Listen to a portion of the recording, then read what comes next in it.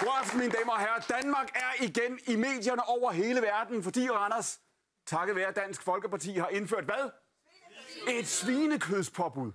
Daginstitutionerne skal servere svinekød, fordi det er dansk kultur. Det er der, Dansk Folkeparti starter forsvaret for dansk kulturarv. Søren Kierkegaard? Nej. Niels Bohr? Nej. Hos Andersen? Ikke lige nu. Rullepøls? Rullepøls. Når alle verdens lande skal samles til civilisationernes endelige, ultimative sammenstød, og det nærmer sig nu med hastige skridt. Det store endelige showdown om, hvem der har vundet verdenshistorien. Så kommer grækerne med demokratiet. Inderne kommer med talsystemet, kineserne med krudtet, og danskerne kommer med medisterpølse. Så spørger vi, er der nogen steder, vi kan lov at varme den først?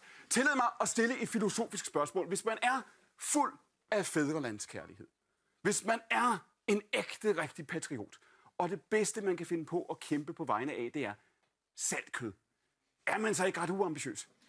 Man er ikke engang rigtig patriotisk, man er bare sulten. Dansk Folkeparti, der du er sulten for sjov. Jeg har et spørgsmål. Det er hvorfor?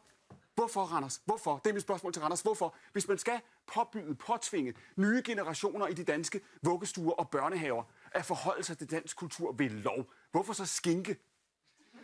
Hvorfor ikke Bjarne Reuter? Hvorfor ikke Rasmus Klump? Hvor er politikernes kamp for mere Rasmus Klump?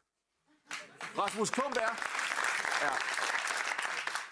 Klump er så dansk. Der er ikke noget mere dansk i hele verden end Rasmus Klump. En bamse, en lille bamse, der aldrig har haft et rigtigt arbejde, og kun tænker på at spise pandekager og hjælpe sine venner. Her i landet kunne han blive statsminister.